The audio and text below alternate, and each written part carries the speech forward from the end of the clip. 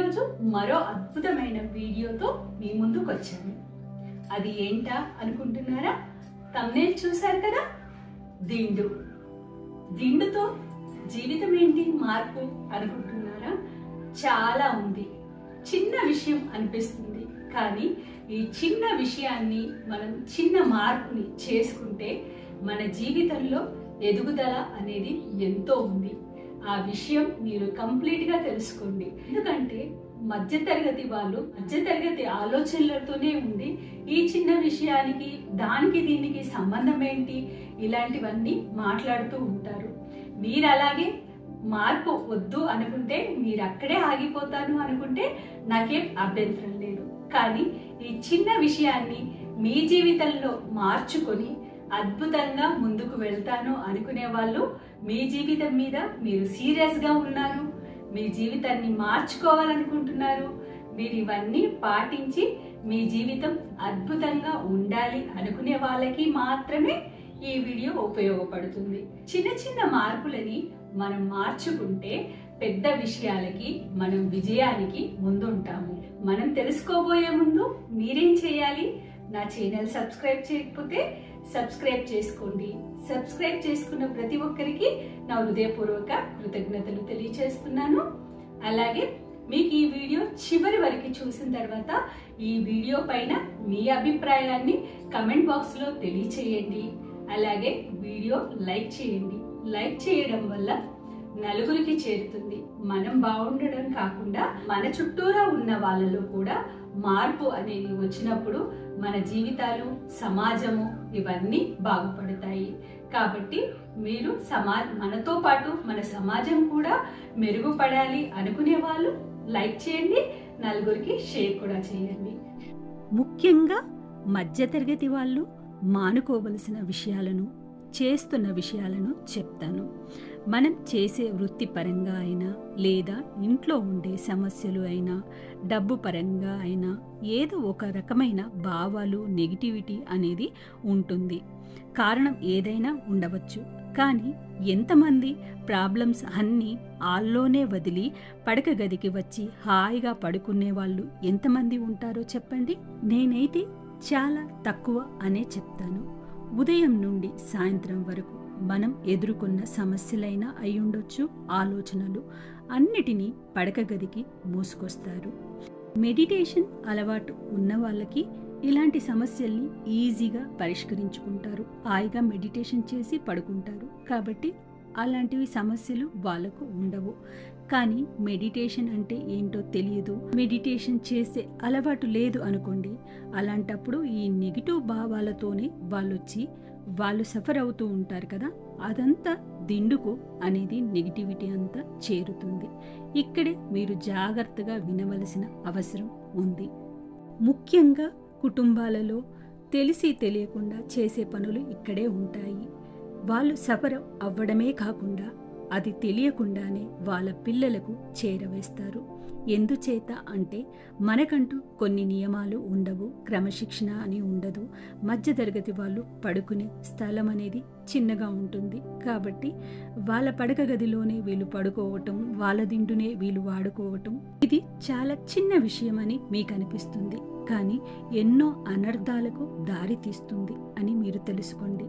అవే negative భావాలు పిల్లల్లో చేరి చిన్నప్పటి నుంచి తండ్రి డబ్బు కోసం ఎంత కష్టపడుతున్నాడు, డబ్బు సంపాదించడం చాలా కష్టం అనే అభిప్రాయాన్ని చేరుకుంటుంది ఆ పిల్లల బ్రెయిన్.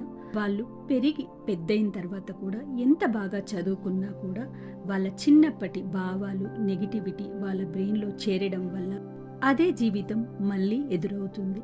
తండ్రి పడిన కష్టం, తండ్రి పడిన చూసిన జీవితం మళ్ళీ మనకి రిపీట్ అవుతుంది.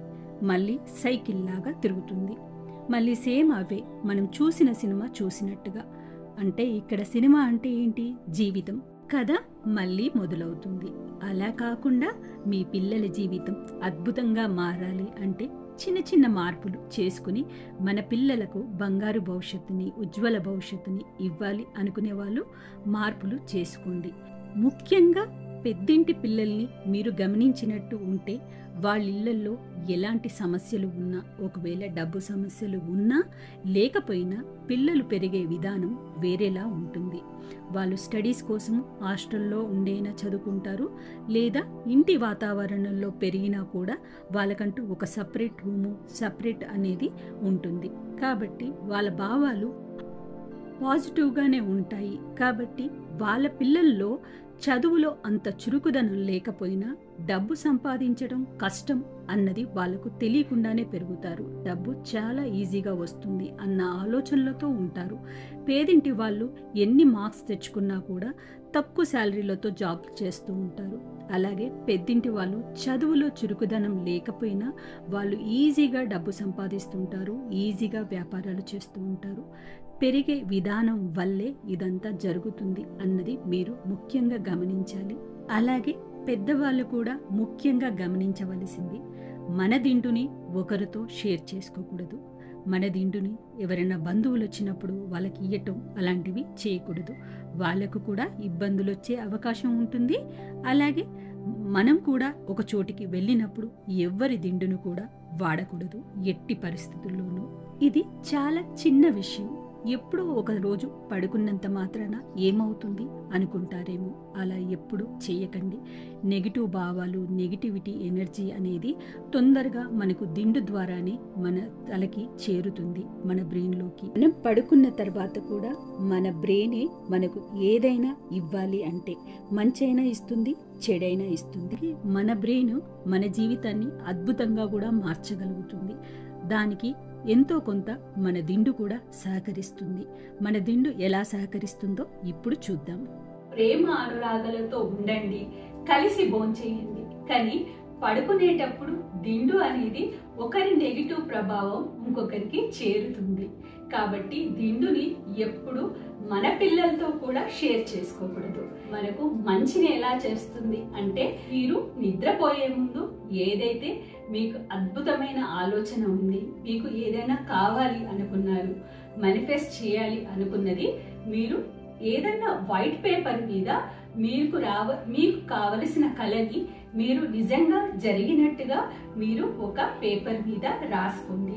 అది రాసిన పేపర్ని రోజు ఒకసారి నిద్రించే ముందు, ఇక నేను సెల్ చూడను, ఇక నేను టీవీ చూడను, ఇంకా నేను ఏది చూడను అనుకుని నిద్రకి ఉపక్రమించే ముందు మీరేం చేయాలి, ఆ వైట్ పేపర్ మీద మీరు ఏదైతే కలగంటున్నారో, మీరు ఏది కోరుకుంటారో నాకు తెలియదు కదా, మీరు కోరుకున్న కోరికని మీరు రాసుకుని ఆ పేపర్ని మీరు దిండు పిల్లో కవర్ కింద పెట్టేసి పడుకున్నట్టయితే మీరు రోజు రాత్రి పడుకునే ముందు అది చూస్తున్నారు, నాకు ఇది నిజమైంది అని.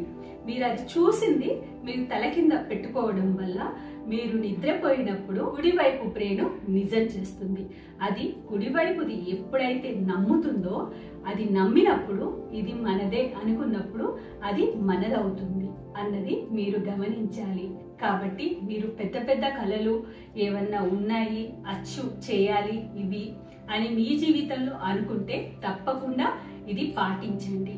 అద్భుతంగా మీ జీవితంలో మార్చుకోండి. నేను ఉదాహరణకి ఇలా కొంచెం చెప్పాను, కానీ మీరు ఏదైనా కూడా ఇలా మార్చుకోవచ్చు. కాబట్టి మీ జీవితంలో మీకేది కావాలో మీకు తెలుసు. కాబట్టి మీరది రాసుకుని మీరు తప్పనిసరిగా దిండుని ఒకరితో షేర్ చేయకుండా మీరు నిద్రపోయే ముందు మీరు దిండు కింద రాసుకుని అది మీ బ్రెయిన్కి అందచేయండి.